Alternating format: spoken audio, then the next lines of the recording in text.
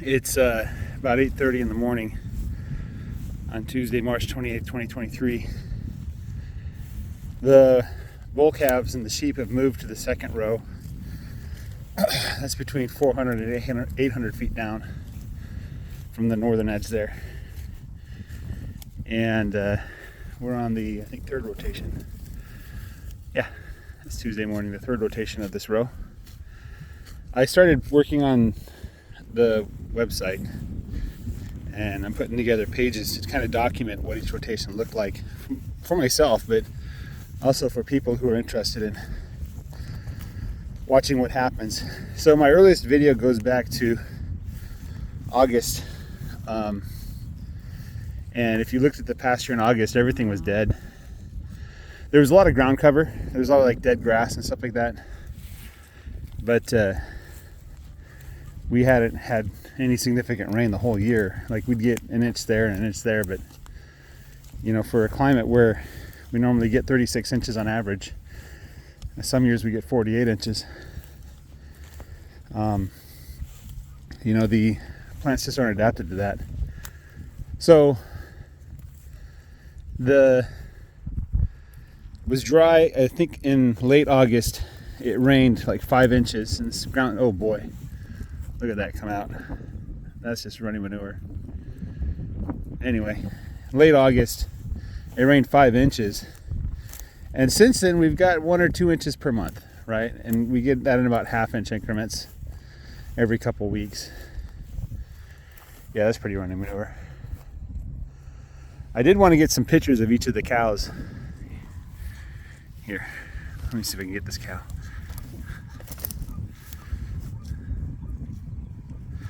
I wanted to get pictures of each of the cows to try and show you guys on the website, so you can see what's going on, but also for my own documentation purposes. That's a good picture of Brownie right there. This is 24. Let me get the other side. But I went back and I saw some old videos. Going into August, the cows were in pretty decent condition. I don't know how they did so well during that dry summer, but they did. This is, who's this? Show me your face. That's number 19. Number 19. Yeah. That's number 4. She lost her tag. Number 18. No, turn around. There we go. Number 11. Yeah. I wanted to talk a little bit. Yesterday I talked about, in the morning, about making money. How you have to get a return on your investment. And your farm has to make money. And if your hobby doesn't make money, then when times start to get a little tough, you cut your hobby. What is that dog doing? Is she hunting? Is he hunting? And number 14. Number 14, look at me. So there's a fallacy, a false way of thinking, an idea that is dangerous and is harmful. It's called the sunk cost fallacy. And the way it works is you invested a lot of money in something, and the question arises, should you invest more? And you say, well, I put so much money into this, of course I should put more in, because eventually we'll see success, right? And the reason why that's a fallacy is because it causes you to chase things that don't work, you know? Now, it's a little bit different than if, like, you're investing in something that has a potential huge upside, and question is, should I keep going or stop? Well, if there's signs that it's going to work, you should keep going, right?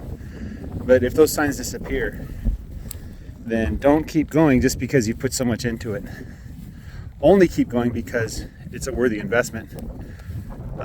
One of the questions I like to ask myself owning stock is, if I woke up this morning with that money in my hand, would I buy that stock?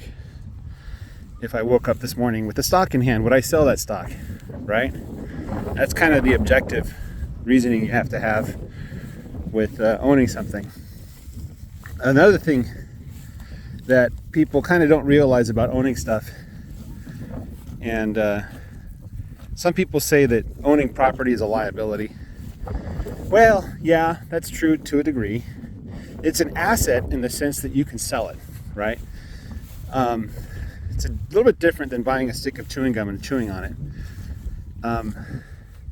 With land, you can use it in such a way that you're not damaging the value, you're actually increasing the value of it. Let me give you an instance here. Is I put electric fence up around my property. That costs a lot of money, right? Did I damage the property's value by doing that? Maybe somebody's going to say, well, now it's more expensive to remove the fence because you put this electric fence up. I doubt that. If somebody wanted to buy this land and tear the fence down, it'd probably be the same price, whether or not there was barbed wire or high tensile wire. Probably cheaper for high tensile wire because it's easier to manage. But on the other side, there's people out there that might say, hey, I want a farm with high tensile electrified wire all around the perimeter, and my property would be more valuable to them. And so by using the property, I'm actually increasing the value, is the idea there. Versus like if you buy a truck and you drive the truck for 100,000 miles, the value of the truck goes down, right? So that's something to think about. The assets do have an expense associated with them and maintaining that asset. For property, obviously there's like property taxes. You have to get out here and clear the land a little bit and keep the trees back, and you have to keep the fence perimeter secure, stuff like that. If there's a problem with the water or the power, you got to fix it, right? If you have a building on the property, you got to maintain that building. Otherwise it'll fall apart. It's become an eyesore and a hazard, right? So there is an expense associated with owning things, right? The other question is, what is it worth to you to own it? And should you continue to own it or should you sell it, right? So with stock, it's kind of a simple answer. Do you expect the stock to go up or down? What are the dividends of the stock? Things like that. And you can reduce it to math and numbers. With property, it's quite a bit different. Like the value of a tractor, or the value of the value of a hammer, or a good set of tools, right? The value of would be another good investment. So I can go to the store, the tire store, and I can buy a cheap pair of tires, or I can buy an expensive pair of tires, right? And there's quite a bit of difference in the cost of the two. But the value of those two different sets of tires might be entirely different to me than somebody else, right? Maybe if I'm planning on selling the car in a few months, I'll just get a cheap set of tires. But if I'm planning on owning the car for a long time and driving it a lot, I'll get the expensive set of tires. Maybe if I plan on driving the car in snow, I'll get one kind of tires versus if I plan on only using it for, driving on highways. That kind of sort of, logic there. What are you going to do with it? How are you going to use it?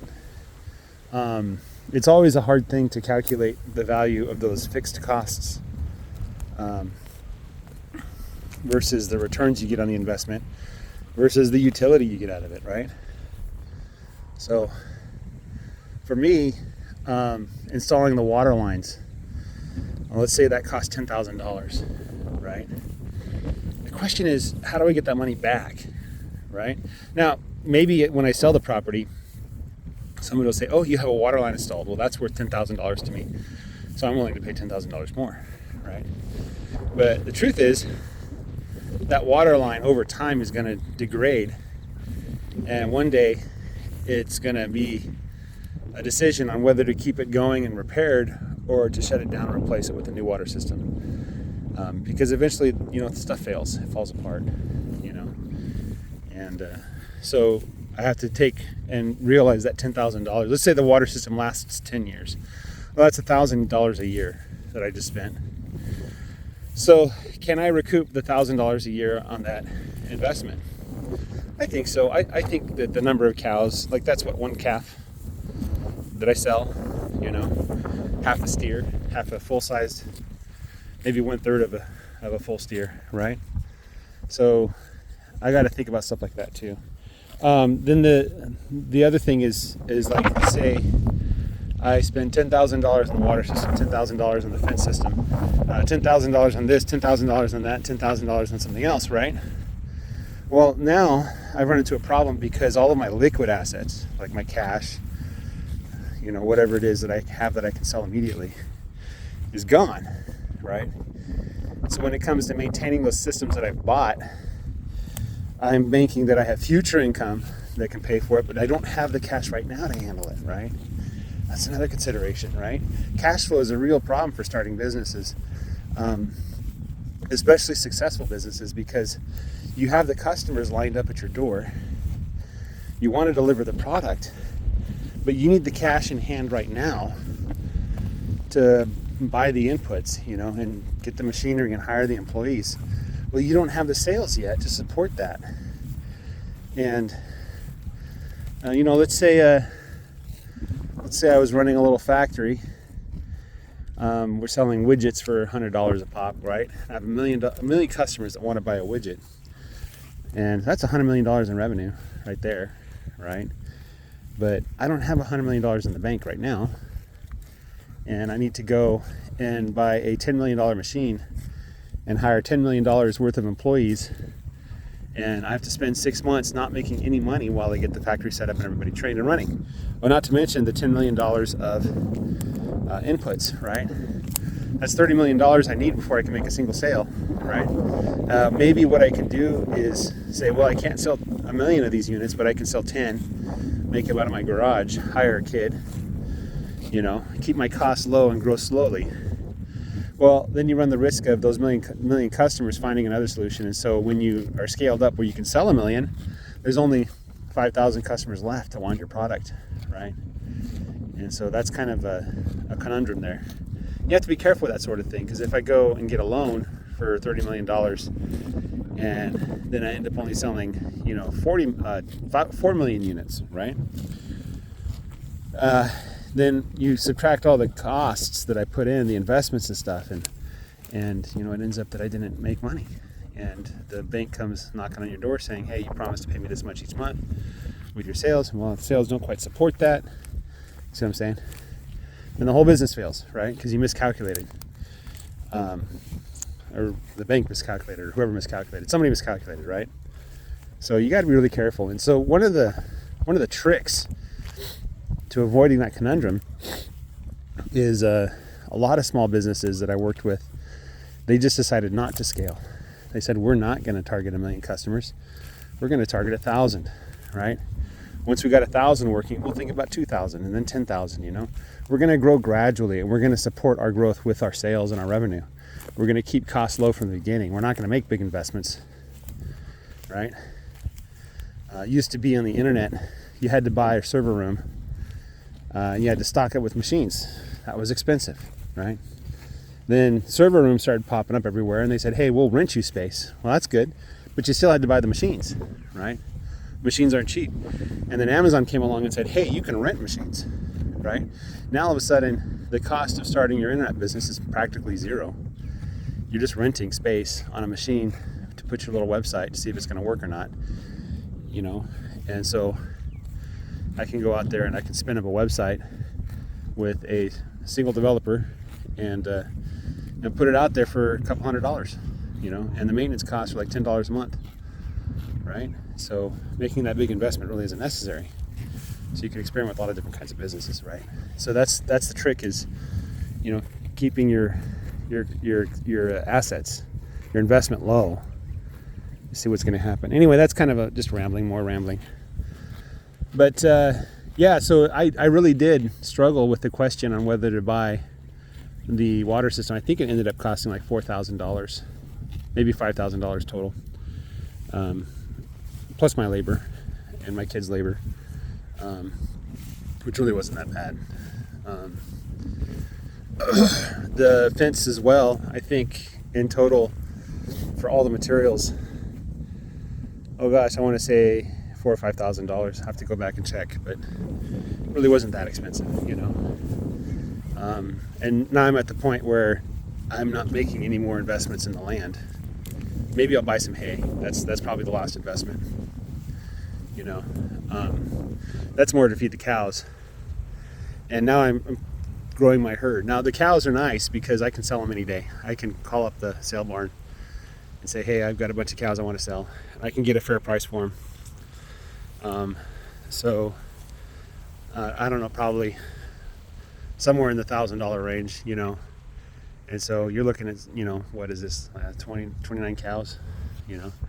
So, I mean, tomorrow I can say, like, oh, I'm out of the cattle business. Sell them, get my money back. And the property is the same kind of way, you know. Right now the real estate market's kind of crazy, but, you know, it is within the realm of possibility to sell this land. So I'm not really in a bad position in that regard, you know, but you have to be careful with your investments. If you're going to buy a piece of land that's worth $10 million, and you've never done farming before, well, be ready for a lot of expenses and a long time before you start making money, and then even a longer time before you can pay back for the investment that you made initially, you know. And if you're going to finance that with bank loans and interest, see, that's the big problem, is with farming. You really don't make that much money on your investments. Nobody wakes up and says, I'm going to get rich with cows. I certainly didn't. You know, that's not my goal, to get rich. And so when you get a loan from the bank wants to get paid whether or not you're doing well. And if you're not doing well and you can't pay them, that's game over, you know. And what's even worse is if you've gambled other assets, you've leveraged your other assets for your farm, and now you have to pay the bank or you lose everything, you know.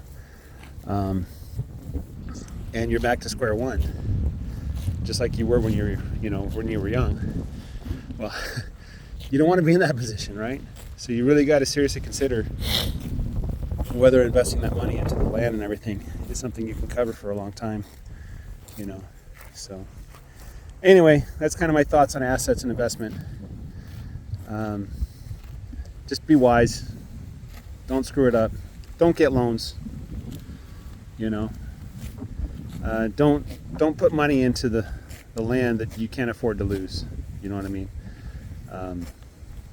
And be ready for a long-term investment, and be ready for droughts. The first 2 years that I have been doing this have been drought years, some of the worst droughts this area's seen. So hopefully this year will be a different story, and we'll see some pretty good growth. You know, I already had to sell half my herd once because my ground couldn't support it, and I didn't want to feed them, you know. So I don't want to do that again. You know, start small, grow slow and steady. Longhorns are fun. They know it. All right, guys, have a great day. Sorry for another long rant. Take care. Bye-bye.